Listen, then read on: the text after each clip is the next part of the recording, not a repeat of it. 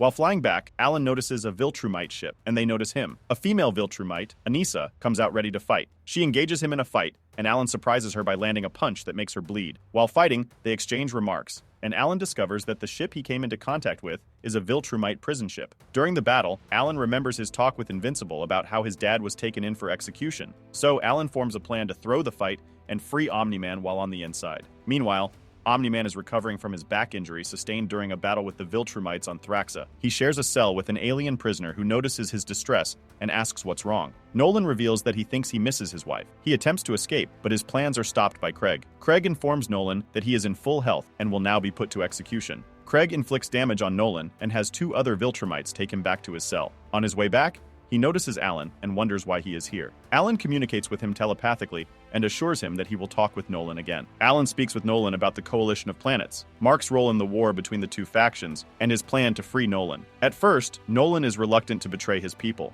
Alan continues to tell Nolan all he knows about Nolan's books, Invincible, and his younger brother. And eventually, he begins to tell him other things, like his relationship with Telia, and how the Unipans won't allow their union. Eventually, this leads to Nolan talking about his feelings too. Nolan tells Alan about his wife, and how his love for her is against Viltrumite customs. Many things are discussed in the time Nolan awaits execution for his crimes against the Viltrumite Empire. They even discuss their many encounters in Earth's orbit years ago, at this point, when neither one knew anything about each other.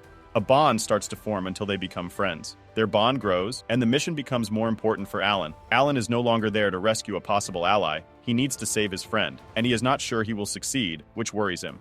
Their discussions were interrupted periodically by attempts to execute Alan, but the attempts failed and eventually they gave up. They stopped trying to execute him. From that point on, Alan waited, like Nolan, for the time when the Viltrumites themselves would finally come to execute him. He waited and waited, to the point that Alan would often wonder why it was taking so long. You see, the shackles cannot hold him, the walls cannot hold him, this prison cannot hold him. For Alan, the alien has grown very strong, but still, he remains still, waiting because Alan has a plan. Eventually, the Viltrumites arrive for the execution, and Nolan informs Alan that it's time to initiate their plan. Alan breaks out of the shackles and the cell he is held in and sets the plan in motion. The first part of the plan is to cause damage, trip alarms, and cause distractions. The second part of the plan is to free the prisoners so they can cause even more distractions. Alan swiftly executes the first step and the second step.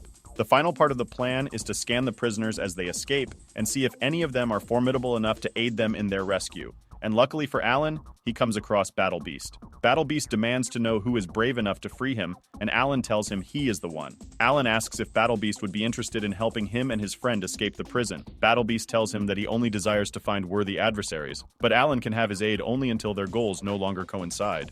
Together, they fought their way through the prison guards, with Battle Beast agreeing to continue fighting until they reached the execution room, but only because it meant more conflict, and he refused to take orders from Alan. In the execution room, 2 Viltrumites were about to carry out Nolan's sentence when Alan and Battle Beast burst in, interrupting the proceedings. The Viltrumites were outraged, demanding to know who dared to disrupt their sacred ceremony. Battle Beast was surprised to learn they were attacking Viltrumites, and he grabbed one, asking if he was the formidable foe he sought, the fabled conquerors feared across the universe. Battle Beast exclaimed that the Viltrumite must fight him. Alan freed Nolan from his restraints by destroying the shackles with his bare knuckles.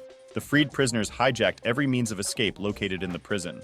Battle Beast focused on fighting one of the Viltrumites, as he had found his worthy adversary, and was content to simply enjoy the battle. Nolan and Alan were left to face the other Viltrumite executioner and his army of superpowered prison guards. As they fought, Alan realized they could outlast the guards in space. Alan punched the wall of the ship, and his punch caused a massive chain reaction, rippling through nearly all the Viltrumite prison, and every weak point was exploited, and every single load-bearing structure was pushed to its breaking point. The alien race charged by the Viltrumites to maintain their prison now found themselves hurtling into the blackness of space. While Alan was distracted by his brilliant plan, the Viltrumite executioner attacked him. Nolan swooped in and punched the Viltrumite away. Together, Nolan and Alan prepared to finish off the Viltrumite, who, despite being strong, was no match for their combined strength. They delivered a simultaneous punch, killing the Viltrumite.